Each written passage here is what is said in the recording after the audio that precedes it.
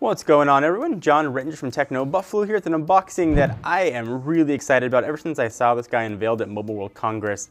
This is the Samsung Galaxy S6 Edge. Just like the Galaxy S6 with a few new tweaks. If you didn't get a chance to check out our Galaxy S6 unboxing, we'll link that down below. So the box here is completely redone for Samsung. Gone are the previous generation wood boxes that we used to see. You now have got a more sleek design with a new font on top, so Adios Wood. We've got the T-Mobile version here in 32GB configuration. It's going to be available for every major carrier and most minor carriers as well in 32, 64, 128GB sizes. Go ahead and slide that off. I've not yet seen one of these guys in person, so I'm very curious what this is going to look like. We can experience it together. We've got the white version. The Edge is also available in black, gold, green, or white, although they've got fancier names on that, but those are the colors that they are. Well, that feels very interesting. Really almost sharp edges. Not much to hold on to. Push it off the side for a real quick second. See what else we're going to have inside of the box. We've got, looks like we've got some booklets and getting started guide and some welcome to T-Mobile information. Push all that off. We've got micro USB with a standard USB. You don't have a USB 3.0 on there anymore. A SIM removal tool, which I just threw. We've got your standard wall adapter, which is going to enable adaptive fast charging. And we've got a pair of headphones with different size ear gels and also noise canceling mic and volume control. But accessories and booklets are definitely not while you are here. Let's take a look at the Edge together. I'll power it on, I'll run through the specs and everything about it. Let's start with what we got going on the sides. You've got a volume rocker up and down on the left. On the right hand side, power and lock button. On the Galaxy S6, this is where you have your SIM. Obviously, there's not much room here on the Edge, so that's been moved to the top. You got some IR sensor, noise canceling mic. You can see the antenna bands on the bottom. That probably looks very familiar to you if you're a phone fan. You got a 3.5mm headset jack, micro USB port, noise canceling mic, and speaker that's now on the bottom, which should sound better than speakers that are rear facing. Coated front and back in Gorilla Glass 4. And speaking of the back, we don't have any T-Mobile branding here at all, but you do have Galaxy S6 Edge branding. I'm gonna go ahead and get this guy set up and we'll finish the rest of the tour. You are looking at a almost identically spec'd phone as Galaxy S6 with a few exceptions. It's a 5.1-inch screen, and that's from corner all the way down to corner on both of the edges.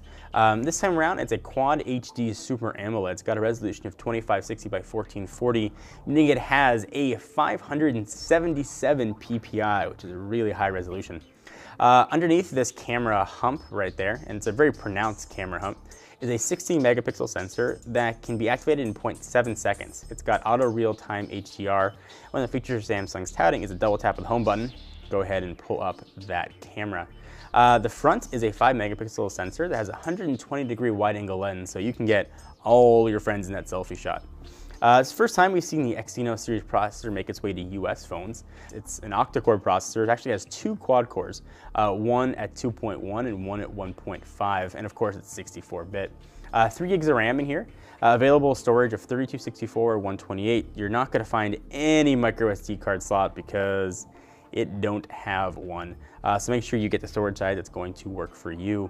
A little bit bigger battery than we have in the Galaxy S6, 50 milliamp hours bigger. It's 2600 milliamp hours. It's going to be available, as I mentioned, in black, gold, green, or white. So what can you do with the Edge? There's a lot of stuff you can do with it. Also, it just looks very cool. So if the device is turned off, I haven't done much in the settings, but if you give it a little rub, let it know you love it, you'll get some stuff that'll pop up on the side. You can see now it's got a clock and stuff set up there. It'll give you news and anything else you want to configure. And if you want to configure stuff, which I'm sure you do, we'll go into settings. And now we've got something here for Edge Screen. And I should mention that if you're looking at the Note Edge, the same apps that work on that for the Edge are not going to work here on the Galaxy S6.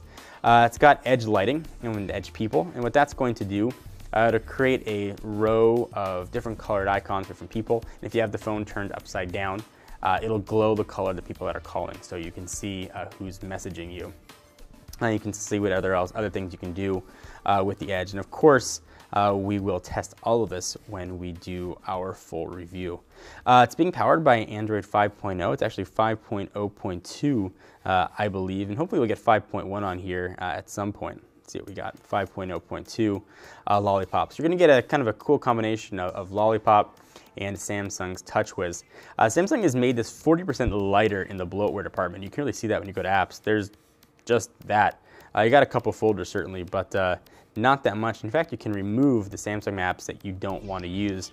And of course, Samsung would be happy for you to download more from their own app store. Pull this down, you can see a combination of Lollipop notifications and then the Samsung shortcuts. You can access more or edit how that's going to look depending on what you want to do. It feels really nice in the hand. You don't get that same sort of cool feeling you get with a lot almost bigger bezel on the Galaxy S6, but this phone looks unlike anything else I've ever seen.